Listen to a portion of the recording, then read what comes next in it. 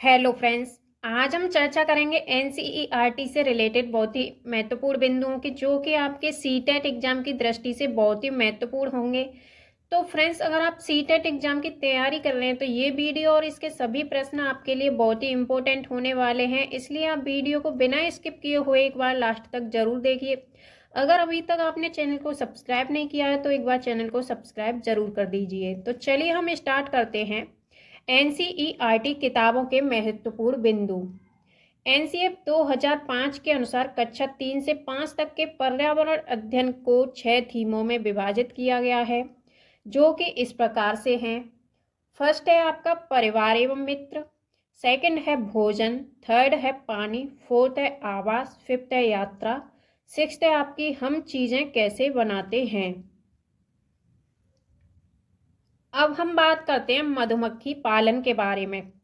बिहार के मुजफ्फरपुर का बोचाहा गांव, इस इलाके में लीची के पेड़ बहुत अधिक पाए जाते हैं, इसलिए इस क्षेत्र के लोग मधुमक्खी पालकर शहद बनाने का काम करते हैं। अब है नेक्स्ट पॉइंट, मधुमक्खी पालन को एपीकल्चर कहते हैं। अक्टूबर से दिसंबर मधुमक्खी के अंडे देने का समय होता है और यही मधुमक्खी पालन शुरू करने का भी सही समय होता है। लीची के फूल फरवरी में खिलते हैं। मधुमक्खी के हर छत्ते में एक रानी मधुमक्खी होती है जो कि अंडे देती है। छत्ते में कुछ नर मक्खी भी होती हैं। नेक्स्ट पॉइंट है, छत्ते में बहुत सारे काम करने वाली मक्खियां भी होती हैं। यह दिन भर काम करती हैं और शहद के लिए फूलों का रस भी यही ढूंढती हैं। जब मक्खी को रस मिल जाता है तो वह एक तरह का नाच करती हैं, उससे दूसरी मक्खियों को पता चल जाता है कि रस कहाँ पर है। नेक्स्ट है, वह रस से शहद बनाती हैं। छत्ता बनाने का काम भी इन्हीं का होता है और बच्चों को पालने का काम भी इन्हीं का होता है। मधुमक्खी पालन में सब बक्से का प्रयोग किया जाता है, यानी आपसे पूछा जाता है मधुमक्खी पालन में बक्से का प्रयोग किया जाता है कि नहीं, तो मधुमक्खी पालन में बक्से का प्रयोग किया जाता है। इस बक्से में चीनी का मीठा घोल डाला जाता है। नर मक्खी छत्ते के लिए कुछ खास काम नहीं करती। मधुमक्खी के डंक में फार्मिक अम्ल होता है। नेक्स्ट हम बात करते हैं चींटियों के बारे में। तो चींटियां मिलजुल कर रहती हैं और चींटियों का काम बटा रहता है। रानी चींटी अंडे देती है। सिपाही चींटियां बिल का ध्यान रखती हैं। काम करने वाली चींटियां भोजन ढूंढकर बिल तक लाती हैं। चींटियां चलते समय जमीन पर कुछ छोड़ती हैं, जिससे सूंघकर पीछे आने वाली चींटियों को रास्ता मिल जाता है। नेक्स्ट पॉइंट है आपका, दीमक और ततैये भी समूह में रहते हैं। जैसे कि चींटी लाइन लगा करके चलती हैं, समूह में रहते हैं, वैसे ही दीमक और ततैये भी समूह में रहते हैं। अब बात करते हैं रेशम का कीड़ा। तो रेशम का कीड़ा अपनी मादा को इसकी गंध से कई किलोमीटर दूरी से ही पहचान लेता है। नेक्स्ट है मच्छर। मच्छर हमारे शरीर की गंध, खासकर पैरों के तलवों की, और हमारे शरीर की गर्मी से हमें ढूंढ लेते हैं। मच्छर पानी में अंडे देते हैं। डेंगू, मलेरिया, चिकनगुनिया बीमारी मच्छरों के द्वारा फैलती है। रुके हुए पानी में या इकट्ठा हुए पानी में मलेरिया के मच्छर पैदा होते हैं, इसीलिए मच्छरों के प्रजनन को रोकने के लिए पानी में तेल डालना उचित रहता है। इससे पानी का पृष्ठ तनाव कम हो जाता है और ऑक्सीजन की आपूर्ति रुक जाती है, जिससे कि मच्छर का लार्वा मर जाता है। नेक्स्ट है आपका कुत्ता। तो कुत्तों की गलियों में अपनी जगह बटी हुई होती है। एक कुत्ता दूसरे के मल मूत्र की गंध से जान लेता है कि उसके इलाके में बाहर का कुत्ता आया हुआ है। अब बात करते हैं हम चूहे के बारे में। चूहों की देखने की क्षमता कम होती है, लेकिन इनके सूंघने, छूने और टेस्ट करने की क्षमता अधिक होती है। अब बात करते हैं उल्लू के बारे में। तो उल्लू अपनी गर्दन पीछे तक घुमा सकता है। मैना, तो मैना झटके से अपनी गर्दन आगे पीछे करती है। अब बात करते हैं चील, बाज और गिद्ध के बारे में। चील, बाज और गिद्ध हमसे 4 गुना अधिक दूरी तक देख पाते हैं। चील की पूंछ खांचे वाली होती है। गिद्ध मरे हुए जानवरों को खाकर जगह साफ कर देता है और आकाश में ऊंचाई पर उड़ता है। नेक्स्ट है कलचिड़ी या इंडियन रोबिन। तो कलचिड़ी घरों के बीच अपना घोंसला बनाती है। इनके घोंसले में पौधों की नाजुक टहनी, जड़ें, ऊन, बाल, रुई ये सब बिछा हुआ होता है। नेक्स्ट है, यह छोटे छोटे कीड़े खाती है। इनकी चोंच अंदर से लाल होती है। अब है कौआ के बारे में। तो कौए के घोंसले में लोहे के तार और लकड़ी की टहनियां जैसी चीजें भी होती हैं। कौआ पेड़ की ऊंची डाल पर घोंसला बनाता है। कोयल अपना घोंसला नहीं बनाती, वह कौए के घोंसले में अंडे देती है। कौआ अपने अंडों के साथ साथ कोयल के अंडों को भी सहता है। अब बात करते हैं फाख्ता के बारे में। फाख्ता कैक्टस कांटों के बीच या मेहंदी की मेड़ में अपना घोंसला बनाती है। अब है गौरैया। गौरैया अलमारी के ऊपर, आईने के पीछे अपना घोंसला बनाती है।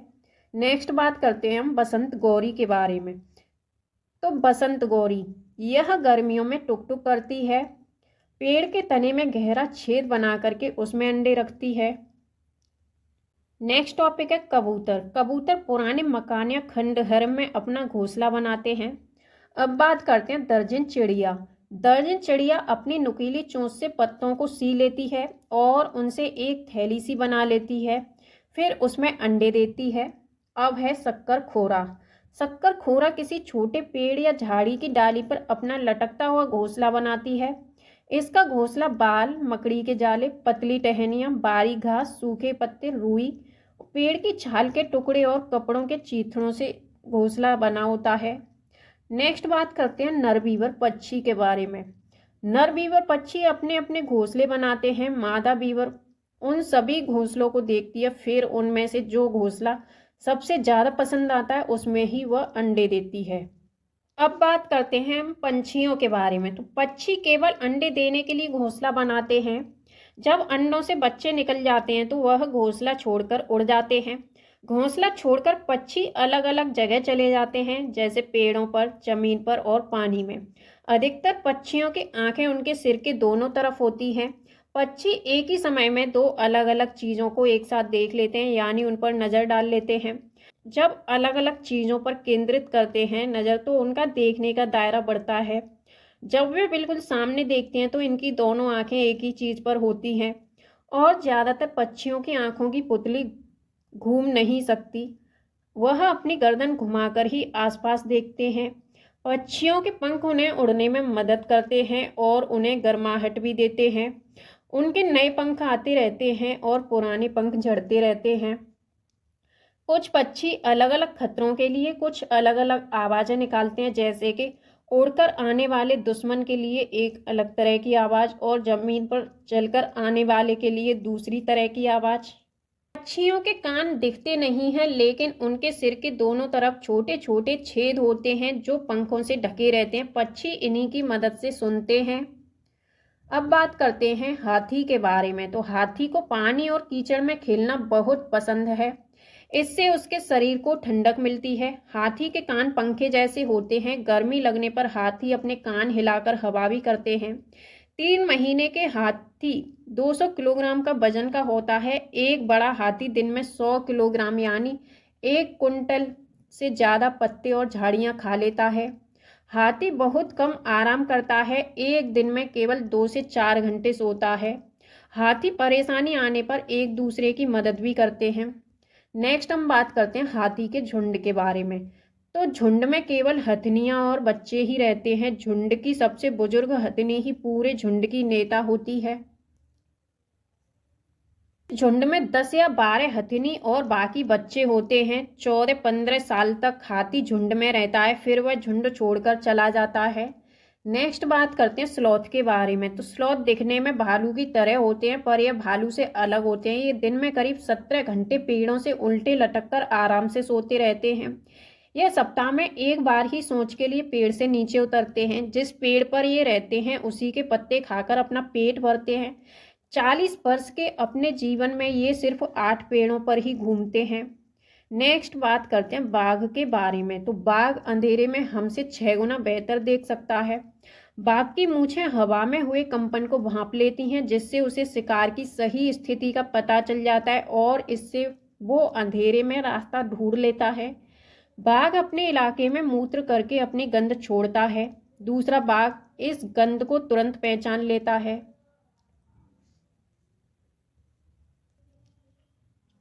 बाघ मौके के अनुसार अपनी आवाज बदलता रहता है। बाघ का गुर्राना 3 किलोमीटर दूर तक सुना जा सकता है। बाघ के दोनों कान बाहर की आवाज इकट्ठा करने के लिए अलग अलग दिशाओं में बहुत ज्यादा घूम जाते हैं। बाघ हवा से पत्तों के हिलने और शिकार की झाड़ियों में हिलने से हुई आवाज के अंतर को तुरंत भांप लेता है। नेक्स्ट टॉपिक है सांप या स्नेक। हमारे देश में केवल 4 तरह के ही जहरीले सांप होते हैं। इनके नाम हैं नाग, करेंत, दुबोइया और अफाई। जब सांप किसी को काटता है तो उसके 2 खोखले जहर वाले दांतों से उस व्यक्ति के शरीर में जहर चला जाता है। इस जहर से बचने के लिए उस व्यक्ति को सीरम नाम की दवाई दी जाती है, जो सांप के जहर से ही बनाई जाती है। और सांप के दांत नुकीले होते हैं, लेकिन वह अपने शिकार को चबाकर नहीं बल्कि पूरा निगल कर करता है। सांप के बाहरी कान नहीं होते, वह जमीन पर हुए कंपन को ही सुन पाता है। सपेरों को कालबेलिया भी कहते हैं। कालबेलिया नाच में सांप जैसी मुद्राएं होती हैं। कालबेलिया नाच आपका राजस्थान का फेमस है। लंगूर। जंगल में ऊंचे पेड़ पर बैठा लंगूर अपने पास आती मुसीबत को देखकर एक खास आवाज निकालकर अपने साथियों को संदेश देता है और उन्हें चौकन्ना करता है। नेक्स्ट है मगरमच्छ। तो मगरमच्छ के छोटे छेद जैसे कान होते हैं, लेकिन आसानी से दिखाई नहीं देते। नेक्स्ट है छिपकली। तो छिपकली के भी छोटे छेद जैसे कान होते हैं और मछलियां खतरों की चेतावनी एक दूसरे को बिजली तरंगों से देती हैं। डॉल्फिन भी अलग अलग तरह की आवाज निकालती है और एक दूसरे से बात करती है। गिलहरी के दांत हमेशा बढ़ते रहते हैं। दांतों से काटने और कुतरने के कारण इनके दांत घिस जाते हैं। बिल्ली के दांत नुकीले होते हैं, जो मांस को फाड़ने और काटने के काम में आते हैं।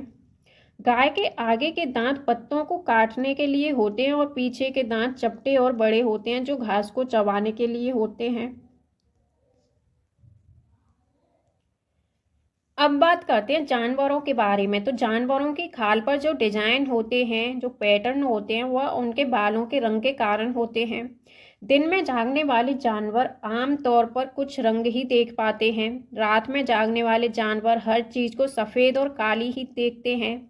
बहुत से जानवर किसी खास मौसम में लंबी गहरी नींद में चले जाते हैं, जैसे कि छिपकली। और कुछ जानवर तूफान या भूकंप आने के कुछ समय पहले अजीब हरकतें करने लगते हैं। जंगलों में रहने वाले लोग समझ जाते हैं कि कुछ अनहोनी होने वाली है, कुछ बुरा होने वाला है। जानवरों में भी देखने, सुनने और महसूस करने की शक्ति होती है और वैज्ञानिकों का मानना है कि कई जानवरों की अपनी पूरी भाषा है। जिन जानवरों के बाहरी कान व शरीर पर बाल होते हैं, वे बच्चे देते हैं। जिन जानवरों के बाहरी कान व शरीर पर बाल नहीं होते, वे अंडे देते हैं। स्तनधारियों की विशेषताओं में इनके शरीर पर बाल का पाया जाना और कान के मध्य भाग में 3 अस्थियों में मेलियन, इनकस व स्टेप्स का पाया जाना प्रमुख होता है। यदि कुछ प्रजातियों को छोड़ दें तो लगभग सभी स्तनधारी वर्ग के जंतु बच्चे देते हैं, तथा जिन जानवरों में यह नहीं पाए जाते वे अंडे देते हैं। नेक्स्ट हम बात करते हैं घास के बारे में। तो घास का पौधा जितना जमीन के ऊपर होता है, उतना उससे कहीं ज़्यादा जमीन के अंदर फैला हुआ होता है। घास की जड़ें बहुत मजबूत होती हैं, इन्हें खुरपी से खोद कर निकाला जा सकता है। अब है बरगद। तो बरगद के पेड़ की लटकन उसकी जड़ों तक होती हैं। ये टहनियों से निकलती हैं और आगे बढ़ते बढ़ते जमीन के अंदर चली जाती हैं। यह जड़ें मजबूत खंभों की तरह पेड़ को सहारा देती हैं। नेक्स्ट टॉपिक है आपका रेगिस्तानी ओक। ऑस्ट्रेलिया में रेगिस्तानी ओक पेड़ पाया जाता है, जिसकी ऊंचाई 11 से 12 फीट होती है और इसकी पत्तियां बहुत कम होती हैं। इसकी जड़ें जमीन के अंदर 250 से 300 फीट तक जाती हैं, जब तक पानी तक ना पहुंच जाए। यह पानी पेड़ के तने में जमा होता रहता है। जब कभी इस इलाके में पानी नहीं होता या पानी की कमी पड़ जाती है, तो वहाँ के लोग इसके तने के अंदर पतला पाइप डालकर पानी निकाल लेते हैं। निपेंथिस नामक पौधा इंडोनेशिया, ऑस्ट्रेलिया और भारत के मेघालय में पाया जाता है। यह पौधा कीड़े मकोड़े और छोटे जीवों का शिकार करता है। यह पौधा लंबे घड़े जैसा दिखता है, जिसके ऊपर पत्ती का ढक्कन लगा हुआ होता है और इसमें से खुशबू निकलती है, जिसकी वजह से कीड़े मकोड़े उसके अंदर फंस जाते हैं। निपेंथिस पौधे को घटपर्णी पौधा भी कहा जाता है। अब बात करते हैं बीज के बारे में। तो बीज को प्राचीन समय में सूखी लौकी में रखकर उस पर मिट्टी का लेप कर देते थे और नीम की पत्तियां इन्हें कीड़ों से बचाती थीं। पौधे स्वयं भी अपने बीजों को दूर फेंक देते हैं और कपड़ों में चिपककर तथा पानी के जरिए भी ये एक जगह से दूसरी जगह पहुंच जाते हैं। सोयाबीन की फलियां पककर फट जाती हैं और उसमें से बीज बाहर निकल जाते हैं। काली मिर्च, सौंफ, गेहूं आदि बीज होते हैं। नाशपाती, भिंडी, करेला, खीरा, टमाटर, चीकू आदि में बीज होता है। मिट्टी में गोबर मिलाने से मिट्टी में कीड़ा नहीं लगता। अब है फसल। तो एक ही प्रकार की फसल उगाने से और कई केमिकल्स को यूज करने से जमीन बंजर हो जाती है। नेक्स्ट है क्रोटन पौधे। तो क्रोटन पौधे जमीन के बारे में उसकी दशा को बता देते हैं, यानी सिग्नल दे देते हैं। क्रोटन पौधे की जड़ जमीन में ज़्यादा गहरी नहीं जाती। जब मिट्टी सूखने लगती है तो इस पौधे की पत्तियां सूखने लगती हैं और झड़ने लगती हैं, जिससे मिट्टी का पता चल जाता है कि मिट्टी सूख रही है। तो ये एक प्रकार का सिग्नल होता है। जड़ें पौधों को सहारा देती हैं, जल तथा खनिजों को अवशोषित करती हैं और ह्यूमस उपलब्ध करवाती हैं। नेक्स्ट पॉइंट है सब्जियां। तो अधिकतर सब्जियां पौधों के फूल होती हैं और कुछ सब्जियां पौधों का फल भी होती हैं। हरी मिर्च, टमाटर, आलू आया साउथ अमेरिका से। गोभी और मटर यूरोप से आई। कॉफ़ी बीन्स और भिंडी अफ्रीका से आई। सोयाबीन चीन से आई। नेक्स्ट टॉपिक है आपके केंचुए। तो केंचुए जमीन में छेद बनाकर मिट्टी को मुलायम कर देते हैं। जमीन को इन छेदों से हवा और पानी मिल जाता है। केंचुए मृत पत्तियां और पौधों को खाते हैं और इनके मल से जमीन उपजाऊ बनती है। केंचुओं को किसानों का मित्र भी कहा जाता है। नेक्स्ट है झूम खेती। झूम खेती का तरीका बिल्कुल अलग है। एक फसल कटने के बाद जमीन को कुछ साल तक ऐसे ही छोड़ देते हैं, उसमें खेती नहीं करते। इस जगह जो बांस या जंगल उग जाता है उसे उखाड़ते नहीं हैं, बस गिराकर जला देते हैं। यह राख जमीन में खाद का काम करती है। जमीन को जलाते हुए आसपास के पेड़ न जलें, जंगलों को नुकसान न पहुंचे, इसका भी ध्यान रखना पड़ता है।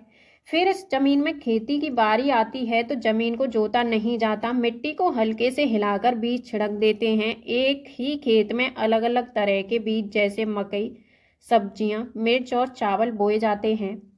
फसल के समय भी अनचाही घास और पौधों को उखाड़ते नहीं हैं, उन्हें गिरा देते हैं ताकि वे जमीन की मिट्टी में मिल जाएं। इससे भी जमीन उपजाऊ बनती है। मुख्य फसल चावल की होती है। फसल पकने पर गांव में सबसे बड़ा त्योहार मनाया जाता है और चेराव नाच भी करते हैं। इस नाच में जमीन बांस की डंडी लेकर दो दो लोगों की जोड़ी आमने सामने बैठी रहती है। ढोल की ताल पर डंडियों को जमीन पर पीटते हैं। डंडियों के 20 लोग एक कतार में खड़े होकर कूदते हैं और नाचते हैं। स्थानांतरित खेती या झूम खेती उत्तर पूर्वी पर्वतीय तथा आदिवासी क्षेत्रों में की जाती है। इसे जनजातीय कृषि भी कहा जाता है। झूम खेती मिजोरम में होती है। मिजोरम की मुख्य फसल चावल है। मिजोरम में 3/4 लोग जंगल में रहते हैं। यहाँ खेती की लॉटरी निकाली जाती है। जमीन को साझा मानकर सभी लोगों को बारी बारी उस जमीन पर खेती करने का अवसर मिलता है।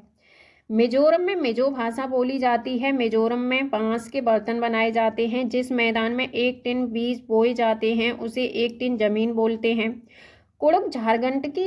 कुड़ुक झारखंड की एक आदिवासी जनजाति है। कुड़ुक भाषा में जंगल को तोरांग कहते हैं। भारत के उत्तर पूर्वी क्षेत्रों में स्थानीय खेती करने का रिवाज है।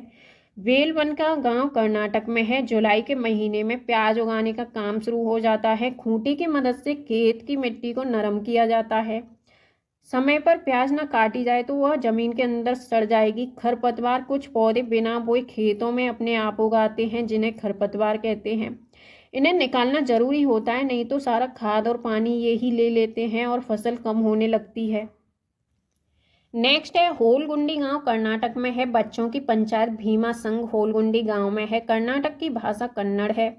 अब बात करते हैं उधियूं के बारे में। तो सर्दियों में खेत में ही ताजी सब्जियों को मसालों के साथ एक मटके में भरते हैं और उसको सीलबंद कर देते हैं। कोयले के अंगारों में मटके को उल्टा रखकर सब्जी को पकाया जाता है।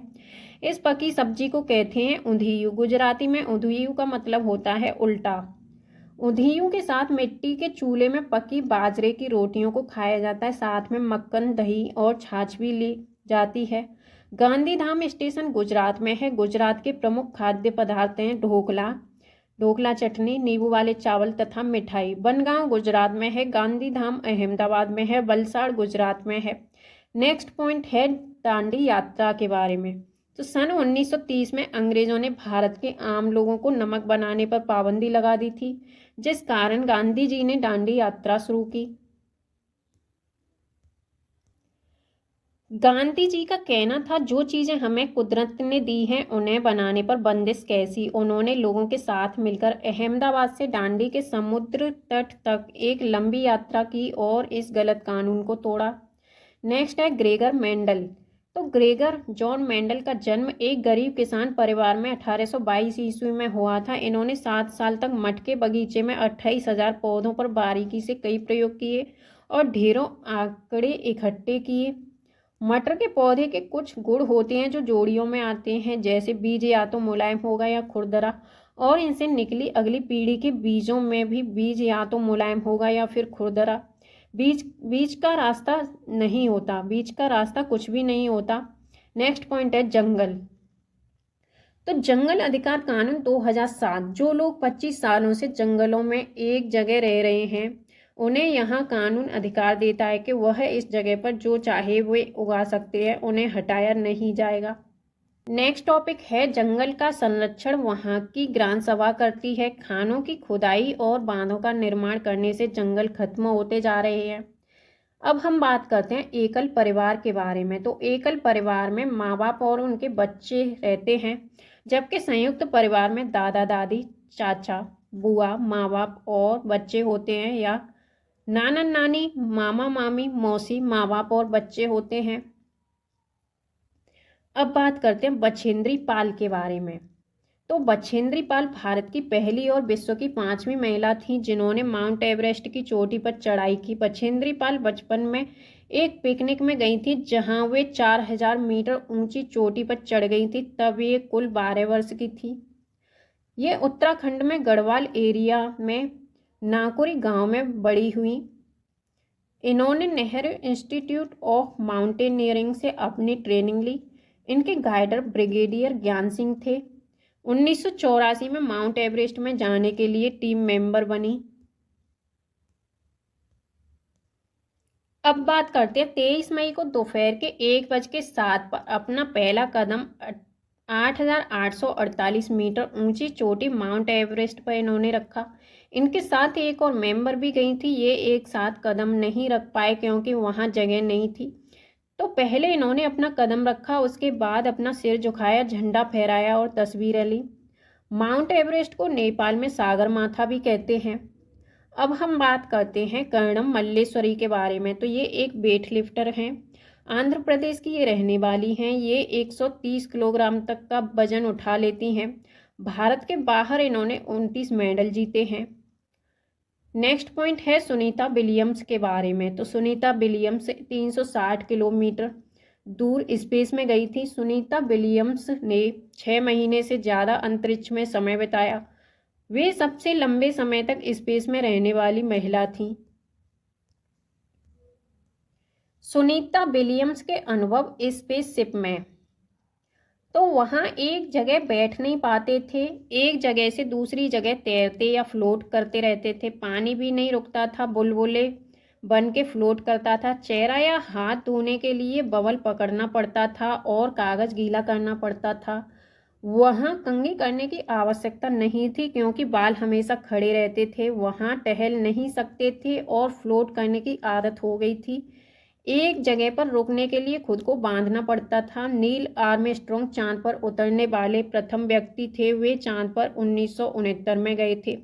भारत अर्जेंटीना के विपरीत देशांतर पर है, इसीलिए भारत के लोगों के सापेक्ष उल्टे हैं। अब बात करते हैं अल-बेरूनी के बारे में। तो 1000 से भी ज़्यादा साल पहले एक यात्री भारत आए। इनका नाम था अल-बेरूनी।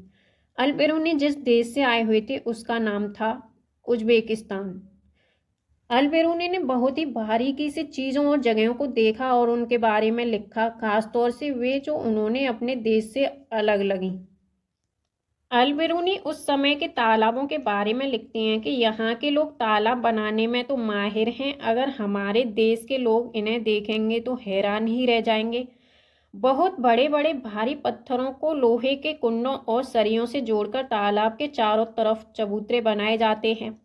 इन चबूतरों के बीच में ऊपर से नीचे जाती हुई सीढ़ियों की लंबी कतारें होती हैं। लोगों के उतरने चढ़ने के रास्ते अलग अलग होते हैं। यहाँ कभी भीड़ लगने से परेशानी नहीं होती। आज इतिहास पढ़ने वाले लोगों को अल-बिरूनी की किताबों से उस जमाने के बारे में बहुत कुछ पता चलता है। नेक्स्ट पॉइंट है चमकता सितारा यानी गर्ल स्टार। सूर्यमणि एक चमकता सितारा यानी गर्ल स्टार है। चमकते सितारे उन साधारण लड़कियों की असाधारण कहानियां जिन्होंने स्कूल जाकर अपनी जिंदगी बदल दी। सूर्यमणि चाहती थी कि लोग त्योहारों पर अपने गीत गानों को गाएं, उन्हें भूलें ना और अपने पहनावे को चाव से पहने।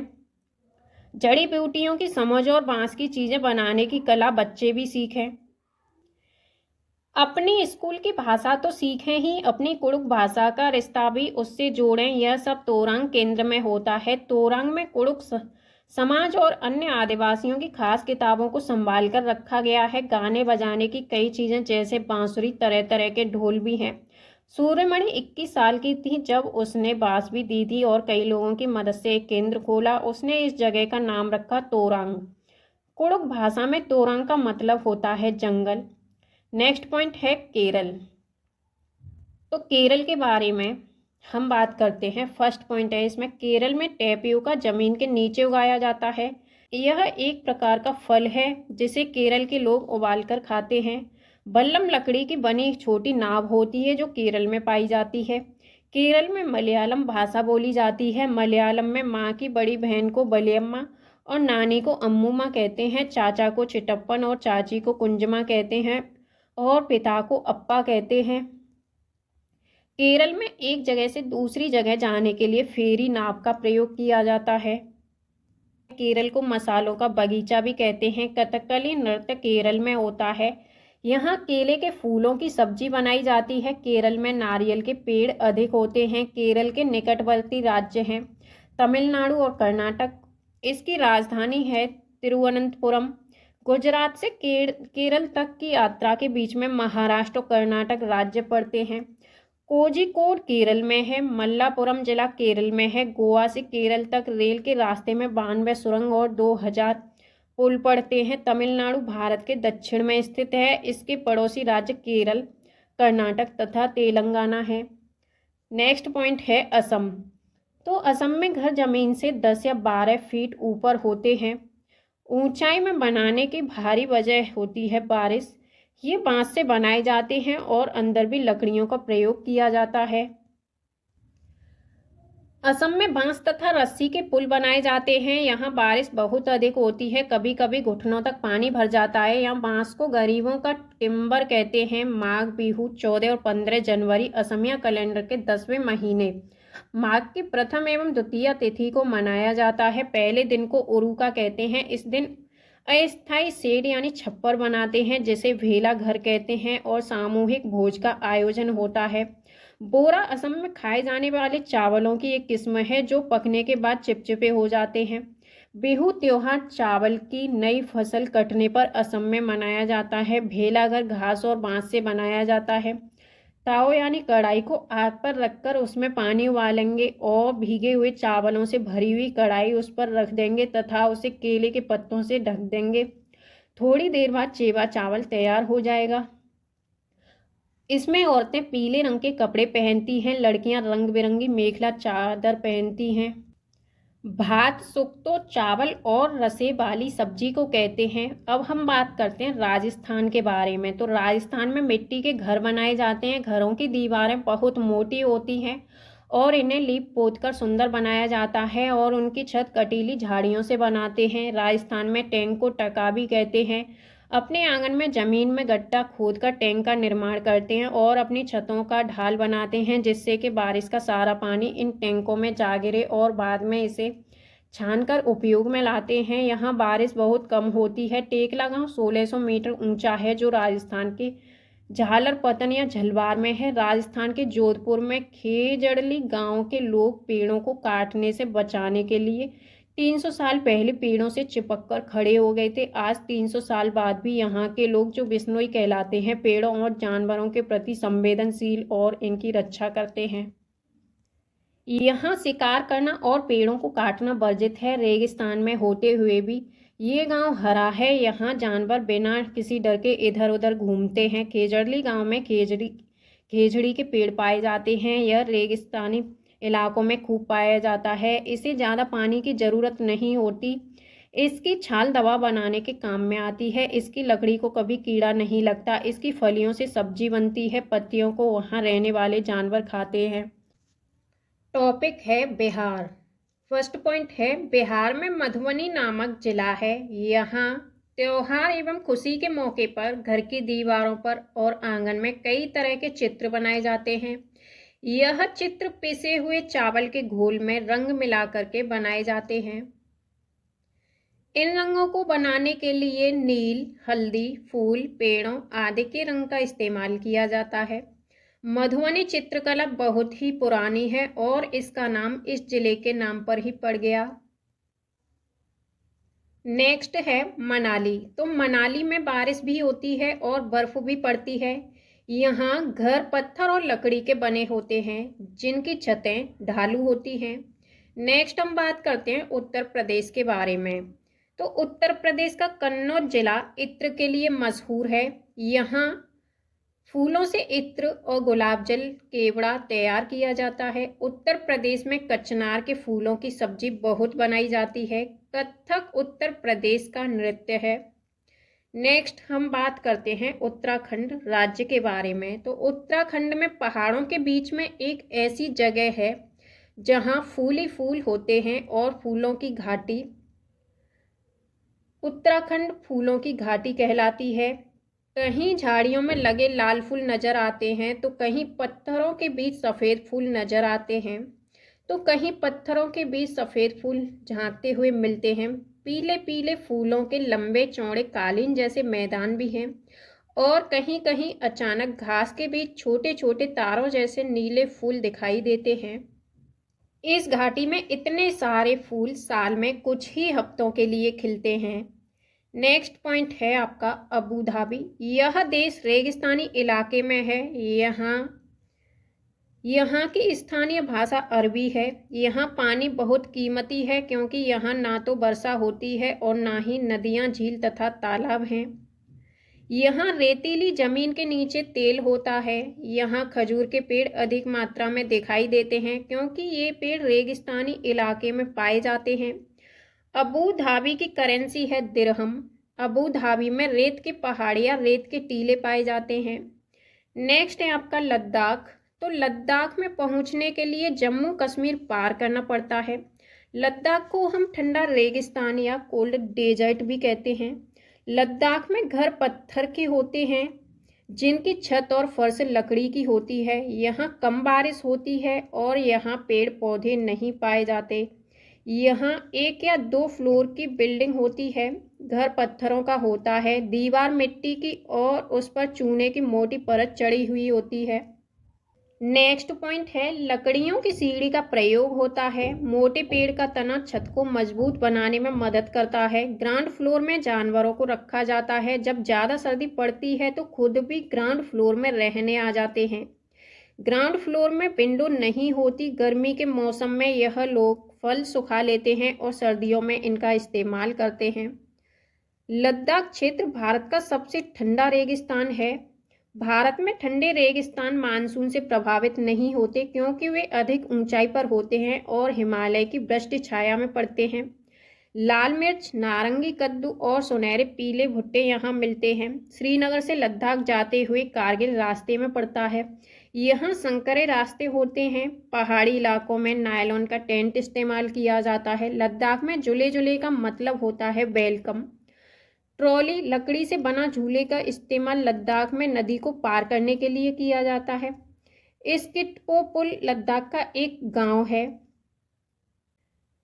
अब नेक्स्ट टॉपिक है चांगथांग। तो चांगथांग पश्चिमी और उत्तरी तिब्बत में एक ऊंचा पठार है। यह 5000 मीटर ऊंचाई पर स्थित है, जो कुछ हद तक भारत के लद्दाख क्षेत्र के दक्षिण पूर्व में भी फैला हुआ है। यहाँ एक भी पेट्रोल पंप नहीं है। यहाँ चांगपा नाम की प्रजाति है, जिसकी आबादी कुल 5000 लोग हैं। यह हमेशा अपनी भेड़ बकरी के साथ घूमते रहते हैं। चांगपा लोग अपने टेंट को रेबो कहते हैं। यहाँ सर्दियों में 70 किलोमीटर पर घंटे की हवा चलती है। चांगपा की भाषा में चांगथांग का मतलब है ऐसी जगह जहाँ कम लोग रहते हैं। रेबो अर्थात टेंट के पास एक जगह होती है जिसे ये लोग लेखा बोलते हैं, जहाँ ये अपनी बकरी और भेड़ों को रखते हैं। लेखा की दीवारें पत्थरों की बनी होती हैं। यह परिवार अपने जानवर पर एक विशेष प्रकार का चिन्ह बनाता है।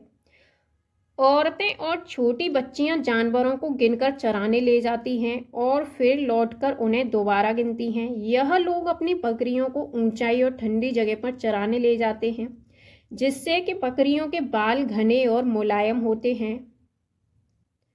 नेक्स्ट टॉपिक है पश्मीना शॉल के बारे में। विश्व प्रसिद्ध पश्मीना शॉल। तो पश्मीना शॉल चांगपा लोगों द्वारा पाली गई बकरियों के बालों से बनती है। जिन बकरियों से मुलायम पश्मीना ऊन मिलती है वह बहुत ऊंचाई पर लगभग 5000 मीटर ऊपर रहती हैं। ठंड में टेम्परेचर 0 डिग्री सेल्सियस से 40 डिग्री सेल्सियस तक चला जाता है। बकरी के शरीर पर गर्म बालों का कोट बन जाता है। इनमें से कुछ बाल बकरियां गर्मियों में गिरा देती हैं, जिनका प्रयोग पश्मीना शाल बनाने में होता है। इनका एक बाल पतला होता है कि इनके 6 बाल हमारे एक बाल के बराबर होता है। यह शॉल हाथ से बनाए जाते हैं। लगभग 250 घंटे की बुनाई के बाद एक प्लेन शॉल बनता है। एक पश्मीना शॉल 6 स्वेटरों जितना गर्म होता है। अब हम बात करते हैं श्रीनगर के बारे में। तो श्रीनगर में कुछ घर पहाड़ में, कुछ पानी में, कुछ ऊंचे पर्वतों पर और कुछ पत्थरों में होते हैं। इन पर लकड़ी के सुंदर डिजाइन बने हुए होते हैं। हाउस बोट यह 80 फीट तक लंबी हो सकती है और 8 से 9 फीट तक चौड़ी हो सकती है। डोंगा ये नाव झेलम नदी में डल झील में मिलती है। इसके अंदर कई कमरे होते हैं और अंदर से यह एक घर की तरह लगती है। इन पर लकड़ियों के सुंदर डिजाइन बनाए जाते हैं। जो इस छत पर डिजाइन होता है उसे हम खत्म बंद कहते हैं। कश्मीर के गांव में घर पत्थर से बनते हैं और ढलान वाली छतें होती हैं। कुछ पुराने घरों में विशेष प्रकार की खिड़कियां होती हैं जो दीवारों पर निकली होती हैं। इन्हें हम डैब कहते हैं। इनमें सुंदर डिजाइन बने होते हैं। कुछ पुराने घर पत्थरों के बने हुए होते हैं और कुछ ईंटों और लकड़ियों के भी होते हैं। दरवाजे और खिड़कियों में सुंदर मेहराब होते हैं। शिकारा नाव पर्यटकों को आकर्षित करती है। कश्मीर में सरसों के तेल में मछली को पकाकर खाते हैं। गोवा में नारियल के तेल में, और कहवा कश्मीर की एकमात्र खास किस्म की चाय होती है। उर्दू डोगरी कश्मीर की भाषा है। अब हम बात करते हैं आंध्र प्रदेश के बारे में। तो पोचमपल्ली जिला आंध्र प्रदेश में है। इस जिले के अधिकतर लोग बुनकर हैं, अतः इस बुनाई को पोचमपल्ली व कलमकारी के नाम से जाना जाता है। नल्लामड़ा आंध्र प्रदेश में है। मुक्तापुर गांव आंध्र प्रदेश के पोचमपल्ली जिले में है। आंध्र प्रदेश में लोगों का एक समूह एक विशेष कैंप लगाता है। इस कैंप के द्वारा कम उम्र की शादीशुदा लड़कियों को दोबारा स्कूल भेजने में मदद की जाती है। आंध्र प्रदेश की भाषा है तेलुगु। नेक्स्ट हम बात करते हैं मुंबई के बारे में। तो मुंबई भारत का सबसे बड़ा शहर है। दिल्ली से मुंबई जाने के लिए गुजरात, राजस्थान को पार करते हुए महाराष्ट्र में आना पड़ता है। दिल्ली से मुंबई 1400 किलोमीटर दूर है। Victoria terminal railway station Mumbai में है। पहली बार 16 अप्रैल 1853 को मुंबई से ठाणे के बीच पहली रेलगाड़ी चली। नागपाड़ा और अफसाना मसूरी बास्केटबॉल टीम मुंबई में है। सोलापुर मुंबई में है। कफ परेड मुंबई में है। बच्चू खान प्लेग्राउंड मुंबई में है, जिसका नाम मुस्तफा खान कोच के नाम पर पड़ा। सहजन के फूलों के पकौड़े महाराष्ट्र में खाए जाते हैं। बरली एक पारंपरिक कला है जिसका प्रचलन महाराष्ट्र में है। महाराष्ट्र गुजरात सीमा पर सर्वाधिक देखने को मिलता है। नेक्स्ट हम बात करते हैं गोलकुंडा फोर्ट के बारे में। तो गोलकुंडा फोर्ट आपका हैदराबाद में है। दीवार का भाग एक गोलाकार शेप में है जिसे बेंसन्स या बुर्ज कहते हैं। गोलकुंडा की बाहरी दीवारों पर ऐसे 87 बुर्ज हैं। कुतुबशाही सुल्तानों ने गोलकुंडा में 1518 से 1687 तक शासन किया। इससे पहले 1200 ईस्वी में गोलकुंडा किला मिट्टी का बना हुआ था। ऊंची और गोल दीवारें दूर तक देखने में मदद करती थीं, जिससे आक्रमण का पता चल जाता था। औरंगजेब यहां आक्रमण करने आया था पर असफल रहा। लगभग 8 महीने तक किले के बाहर अपनी सेना के साथ रहा। किले के चारों तरफ खाई थी, जिस वजह से आक्रमण नहीं कर पाया। उस समय कांस्य यानी ब्रोंज की बंदूकें बनती थीं। हजारों सालों से घुमंतु वर्ग कांस्य यानी ब्रोंज से चीजें बनाते आ रहे हैं। कांस्य तांबे और टिन की मिश्र धातु है। सुल्तान अबुल हसन संगीत और कुचिपुड़ी डांस का शौकीन था। अब हम बात करते हैं कुआं या बावड़ी के बारे में। तो कुएं के सूखने के प्रमुख कारण होते थे पानी को मोटर से निकाला जा रहा है, जिससे जमीन का पानी कम होता जा रहा है। नेक्स्ट है झील कम हो रही है, जहां वर्षा का पानी इकट्ठा होता था। पेड़ और पार्क के चारों ओर की मिट्टी को सीमेंट से ढका जा रहा है, जिससे वर्षा का पानी जमीन तक नहीं पहुंच पाता। सीढ़ीदार कुएं या बावड़ी जल भंडारण तथा संरक्षण की पारंपरिक व्यवस्था के साथ जल स्रोत के रूप में भी उपयोगी होते हैं। अब हम बात करते हैं घड़सी सर के बारे में। तो सर यानी तालाब, इसे जैसलमेर के राजा घड़सी ने लोगों के साथ मिलकर बनवाया था। इसके दोनों तरफ पक्के घाट, सजे हुए बरामदे, कमरे, बड़े हॉल आदि थे। मीलों तक फैले इस घड़सी दार में बारिश का पानी इकट्ठा होता था। तालाब इस तरह बनाया गया था कि जब पानी से वह भर जाता था तब बाकी पानी बहकर नीचे बने हुए तालाब में चला जाता था। जब वह भी तालाब लबालब भर जाता था तो पानी तीसरे तालाब में चला जाता था। इस तरह 9 तालाब एक दूसरे से आपस में जुड़े हुए होते थे। पूरे साल पानी की कोई परेशानी नहीं होती थी। पर आज घड़सी सर जैसे उजड़ गया है। 9 तालाबों के रास्ते में मकान और कॉलोनियां बन गई हैं।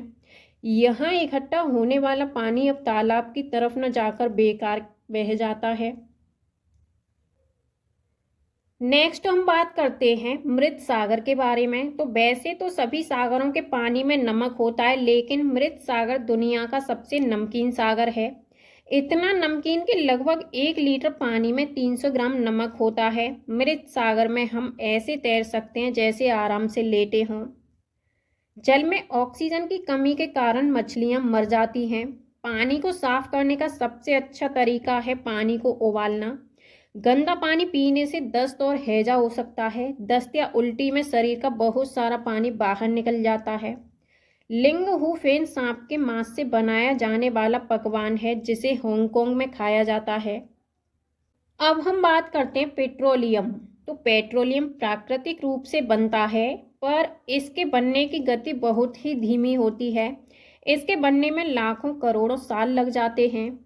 जमीन से निकलने वाला कच्चा तेल गहरे रंग का गाढ़ा तरल पदार्थ होता है, जिसमें गंध होती है। इसे रिफाइन किया जाता है। रिफाइन होने के बाद इससे मिट्टी का तेल, डीजल, पेट्रोल और वायुयान में प्रयोग होने वाला ऑयल, एलपीजी, मोम, कोलतार, ग्रीस आदि बनते हैं। नेक्स्ट हम बात करते हैं एनीमिया। तो एनीमिया हीमोग्लोबिन या आयरन की कमी के कारण होता है। यह शारीरिक और मानसिक रूप को प्रभावित करता है। इससे बच्चे ठीक से पढ़ते नहीं हैं, उनका एनर्जी लेवल लो हो जाता है और पढ़ाई में ध्यान नहीं रह पाता। अब हम बात करते हैं मलेरिया के बारे में। तो मलेरिया बुखार में कपकपी और ठंड लगती है। रोनाल्डो रॉस ने सबसे पहले बताया कि मलेरिया मच्छरों के कारण होता है। यह भारतीय मूल के थे। मलेरिया को दूर करने की दवाई सिनकोना पेड़ की छाल से बनाई जाती है। नेक्स्ट है लोहा। लोहा यानी आयरन। तो गुड़, आंवला और हरे पत्तेदार सब्जियों में ये मिलता है। भूख लगने का पता मस्तिष्क के हाइपोथैलेमस के कारण पता चलता है।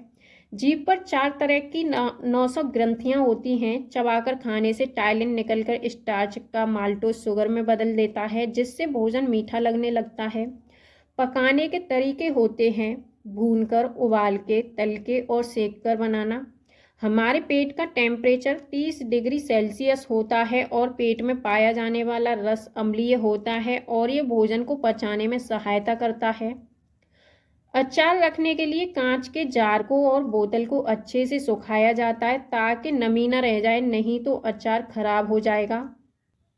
नेक्स्ट पॉइंट है, जब दस्त लगते हैं या उल्टियां होती हैं तो हमारे शरीर से बहुत सारा पानी बाहर निकल जाता है। यह शरीर के लिए हानिकारक हो सकता है, इसलिए जरूरी है कि शरीर में पानी की कमी पूरी हो जाए।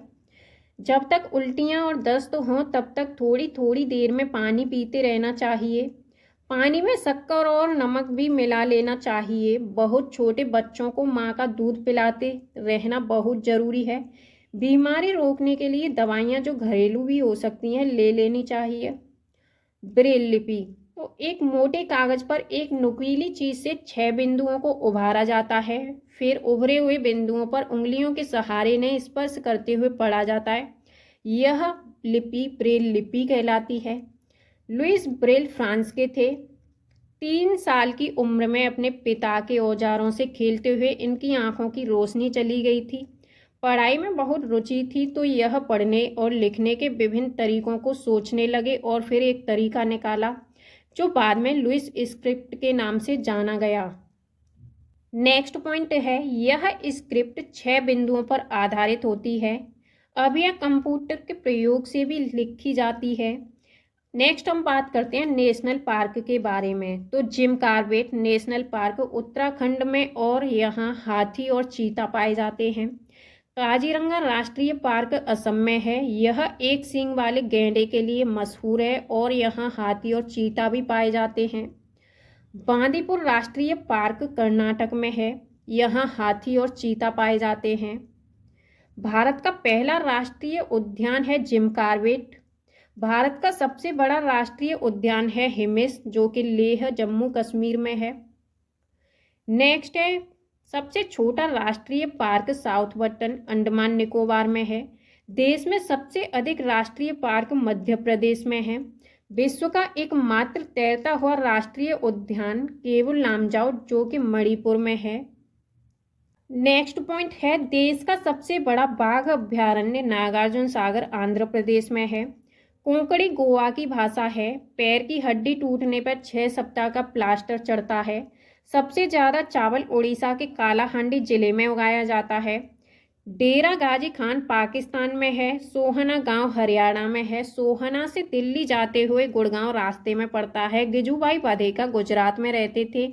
वे बच्चों के लिए मज़ेदार किस्से, कहानियां और पत्र लिखा करते थे।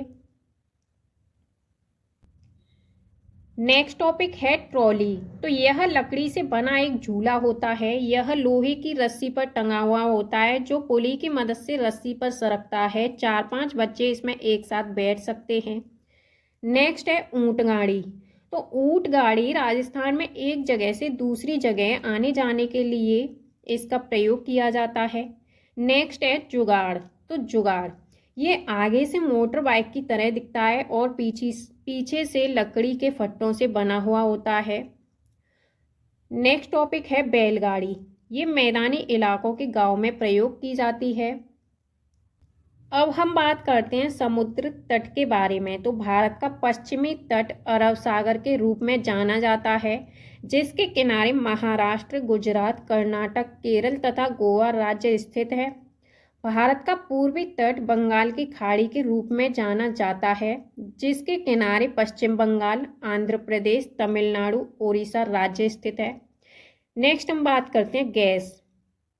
तो द्रव से गैस परिवर्तन होने की प्रक्रिया बाष्पीकरण कहलाती है। बाष्पीकरण की प्रक्रिया उस समय सबसे धीमी होती है जब सतह क्षेत्र और तापमान दोनों में कमी होती है। जब सतह का क्षेत्र बड़ा होता है तो तापमान कम या अधिक होने की स्थिति में भी बाष्पीकरण होता है। Carbon dioxide, nitrous oxide, chlorofluorocarbon, methane आदि ग्रीन हाउस गैसें होती हैं। ये गैसें जलवायु परिवर्तन के लिए जिम्मेदार होती हैं और इनसे विश्व में गर्मी बढ़ रही है। भारत में क्लोरोफ्लोरोकार्बन पर रोक लगा दी गई है। हेलो फ्रेंड्स, आज हम बात करेंगे सीटेट एग्जाम से रिलेटेड बहुत ही इम्पोर्टेंट क्वेश्चंस की, जो कि आपके एनसीईआरटी ईवीएस से रिलेटेड होने वाले हैं। तो फ्रेंड्स, अगर आप भी सीटेट एग्जाम की तैयारी कर रहे हैं तो ये वीडियो और इसके सभी प्रश्न आपके लिए बहुत ही इम्पोर्टेंट होने वाले हैं। तो चलिए फ्रेंड्स, हम स्टार्ट करते हैं झूम खेती यानी झूम फार्मिंग के बारे में। इसका फर्स्ट पॉइंट है, एक फसल काटने के बाद जमीन को कुछ वर्षों के लिए वैसे ही छोड़ दिया जाता है, वहां कुछ भी नहीं उगाया जाता है। नेक्स्ट पॉइंट है, उस भूमि पर उगने वाले बांस या खरपतवार को नहीं निकाला जाता है, इन्हें काटकर जला दिया जाता है। राख भूमि को उपजाऊ बनाती है। जब जमीन खेती के लिए तैयार हो जाती है तो उसे हल्का खोदा जाता है, जोता नहीं जाता। खरपतवार व अन्य अवांछित पौधों को भी उखाड़ा नहीं जाता, बस काट दिया जाता है ताकि वे मिट्टी में मिल जाएं। यह मिट्टी को उपजाऊ बनाने में भी मदद करता है। यह मिजोरम में किया जाता है, यानी झूम खेती आपका मिजोरम में की जाती है। मिजोरम की मुख्य फसल चावल है। जब फसल पक जाती है तो लोग जश्न मनाते हैं और वे बांस पकड़कर चेहरा नृत्य करते हैं। हम अपने माता पिता से जन्म के समय कुछ गुण प्राप्त करते हैं और कुछ चीजें या कौशल हम अपने पर्यावरण से सीखते हैं। पोलियो वायरस के कारण होता है, यह विरासत में नहीं मिलता। अगला है, इन बीमारियों के बारे में जानकारी फैलाने के लिए डॉक्टरों को आमंत्रित किया जा सकता है। नेक्स्ट है, ग्रेगर मेंडल का जन्म 1822 में ऑस्ट्रिया के एक गरीब किसान परिवार में हुआ था। 7 साल तक उन्होंने यानी ग्रेगर मेंडल मठ के बगीचे में 28,000 पौधों पर इन्होंने प्रयोग किए। मटर के पौधों में कुछ गुण होते हैं जो कि जोड़े में आते हैं, जैसे कि बीज या तो खुरदरे होते हैं या फिर चिकने होते हैं। दशहरा वर्षा ऋतु से पहले आता है। गन्ने की खेती के लिए अधिक पानी की आवश्यकता होती है। पूरन पोली, गुड़ और चने की मीठी रोटियां, इसे मसालेदार कड़ी या डिश के साथ खाया जाता है। कारवां एक बस या बड़ी गाड़ी है जिसमें सभी सुविधाओं के साथ रह सकते हैं। चूहों की दृष्टि कमजोर होती है, लेकिन सूंघने, स्पर्श और स्वाद लेने की क्षमता बहुत अच्छी होती है। नागपुर में दाल में चीनी मिलाते हैं। नृत्य में भावनाओं को व्यक्त करने के लिए हाथों और चेहरे का उपयोग किया जाता है। इन्हें मुद्रा और भाव कहते हैं। उल्लू काफी हद तक अपनी गर्दन पीछे की ओर घुमा सकता है। मैना अपनी गर्दन को झटके से आगे पीछे करती है। एक पक्षी के पंख उसे उड़ने में मदद करते हैं और खुद को गर्म भी रखते हैं। समय समय पर पक्षी अपने पुराने पंख खो देते हैं और उनके स्थान पर नए पंख उग आते हैं। अब बात करते हैं नेक्स्ट पॉइंट की। नेक्स्ट है आपका ब्रेल लिपि के बारे में। तो ब्रेल को एक नुकीले औजार से उभरे हुए बिंदुओं यानी डॉट्स की पंक्ति बनाकर मोटे कागज पर लिखा जाता है। उभरे हुए कुछ बिंदुओं पर उंगलियां चलाकर ब्रेल लिपि को पढ़ा जा सकता है। नेक्स्ट पॉइंट है, लुई ब्रेल फ्रांस के थे। जब वह 3 साल के थे तब वह अपने पिता के औजारों से खेल रहे थे। अचानक एक नुकीले औजार से उनकी आंख में चोट पहुंच गई। उन्हें दिखना बंद हो गया। पढ़ाई में उनकी गहरी रुचि थी। वह पढ़ने और लिखने के विभिन्न तरीकों के बारे में सोचते रहे। अंत में उन्हें एक रास्ता मिला, छूकर और महसूस करके पढ़ना। पढ़ने के इस तरीके के बाद में ब्रेल लिपि के रूप में इसे जाना जाने लगा। यह लिपि 6 बिंदुओं पर आधारित है। ब्रेल को अब कंप्यूटर का उपयोग करके भी लिखा जा सकता है। यदि आप बच्चों को वास्तविक ब्रेल लिपि दिखाएंगे तो वे इसे बेहतर ढंग से समझ सकेंगे। ईवीएस के बारे में एनसीएफ 2005 क्या कहता है? तो ईवीएस की थीम है, इसकी मुख्य थीम है 6, परिवार और दोस्त, यानी फैमिली एंड फ्रेंड्स। नेक्स्ट है भोजन। नेक्स्ट है पानी। और फोर्थ है आपकी आश्रय। फिफ्थ है आपकी यात्रा करना यानी ट्रैवल। सिक्स्थ है आपकी जो चीज़ें हम बनाते हैं और करते हैं। नेक्स्ट हम बात करते हैं ईबीएस की उप थीम की। तो इसकी उप थीम में आते हैं परिवार और दोस्त, जैसे कि संबंध, काम और खेल, जानवर, पौधे। और अगला है भोजन। भोजन में जैसे कि चखना, पाचन, पाक कला, परिरक्षण तकनीकें, किसान और भूख। नेक्स्ट है पानी। तो पानी उप थीम के अंदर आते हैं जैसे कि आश्रय, यात्रा करना, चीज़ें जो हम बनाते हैं और करते हैं। नेक्स्ट है एनसीईआरटी द्वारा प्रत्येक विषय की गहरी और अंतर संबंधित समझ विकसित करने का प्रयास किया गया है। प्रत्येक विषय वस्तु बच्चों के लिए उपयुक्त भाषा में महत्वपूर्ण प्रश्नों के साथ शुरू होती है, जैसे कि लिंग, वर्ग, संस्कृति, धर्म, भाषा, भौगोलिक स्थिति आदि के अंतर को समाप्त करने की जरूरत है। पाठ्यक्रम का मूल्यांकन एक सतत प्रक्रिया होनी चाहिए और बच्चों का मूल्यांकन तब किया जाना चाहिए जब वह देखता है, पूछता है, खींचता है, समूहों में चर्चा करता है इत्यादि। एनसीएफ अनुशंसा। तो एनसीएफ 2005 अनुशंसा करता है कि स्कूल में बच्चों के जीवन को उनके साथ जोड़ा जाना चाहिए, जैसे कि स्कूल के बाहर जीवन। यह स्कूल घर और समुदाय के बीच की खाई यानी गैप को कम करेगा। यह किताबी या रटंत सीखने को हतोत्साहित करता है। इस आधार पर विकसित पाठ्य पुस्तक रट्टा सीखने को हतोत्साहित करने के विचार को लागू करने का प्रयास करती है। यह हमें राष्ट्रीय शिक्षा नीति एनपीई 1986 में उल्लिखित बाल केंद्रित शिक्षा प्रणाली को प्राप्त करने में मदद करेगा। अब नेक्स्ट बात करते हैं एकीकृत शिक्षा के बारे में। तो एकीकृत शिक्षा क्या है? फर्स्ट पॉइंट है इसका, बच्चा अपने आसपास के वातावरण को समग्र रूप से देखता है और किसी भी विषय को विज्ञान और सामाजिक विज्ञान में विभाजित नहीं करता।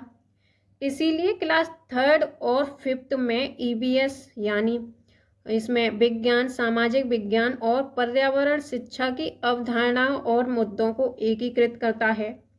यह विषय क्लास 1st और 3rd में नहीं है, लेकिन इससे संबंधित मुद्दे और अवधारणा भाषा और गणित का हिस्सा है।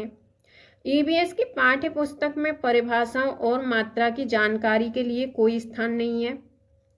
यहाँ तक कि पुस्तक में प्रयुक्त भाषा औपचारिक नहीं है, बल्कि बच्चों द्वारा बोली जाने वाली भाषा है।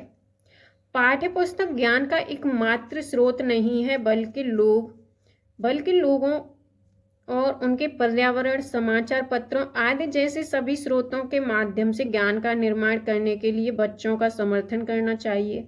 नेक्स्ट हम बात करते हैं लर्निंग विदाउट बर्डन यानी कम बोझ, बिन बोझ की शिक्षा। वास्तव में शिक्षण के लिए दिन समर्पित करने के लिए दैनिक समय सारणी में लचीलापन आवश्यक है। शिक्षण और मूल्यांकन के तरीके भी वर्तमान पाठ्यपुस्तक की प्रभावशीलता को निर्धारित करेंगे। स्कूल में उनके अनुभव को अच्छा बनाने के लिए उच्च प्राथमिकता और स्थान दिया जाना चाहिए और चिंतन, विस्मय, छोटे समूहों में चर्चा और अनुभव की आवश्यकता वाली गतिविधियों के अवसर दिए जाने चाहिए। ईबीएस की पाठ्य पुस्तक बाल केंद्रित है ताकि बच्चों को तलाशने के लिए काफ़ी जगह मिले और उन्हें रटने के लिए मजबूर न किया जाए। स्कूल में अधिकारियों की भूमिका। तो स्कूल के प्रधानाचार्य और शिक्षक बच्चों को अपने स्वयं के सीखने पर विचार करने और कल्पनाशील गतिविधियों और प्रश्नों को आगे बढ़ाने के लिए प्रोत्साहित करने का प्रयास करेंगे। बच्चों को अपने वयस्कों द्वारा उन्हें दी गई जानकारी से जोड़कर ज्ञान उत्पन्न कराना चाहिए। रचनात्मकता और पहल को विकसित करना संभव है अगर हम उन्हें सीखने में प्रतिभागियों के रूप में देखते हैं, न कि ज्ञान के एक निश्चित निकाय के रिसीवर के रूप में। अब नेक्स्ट पॉइंट की हम बात करते हैं। पुस्तक को परीक्षा का एकमात्र आधार नहीं मानना चाहिए, क्योंकि यही कारण है कि सीखने के संसाधनों और साइटों की उपेक्षा की जाती है। तो गाइस आपको ये वीडियो कैसी लगी ये आप हमें एक बार कमेंट बॉक्स में ज़रूर बताएं और एक बार आप चैनल को सब्सक्राइब करके वीडियो को लाइक ज़रूर कर दें। धन्यवाद।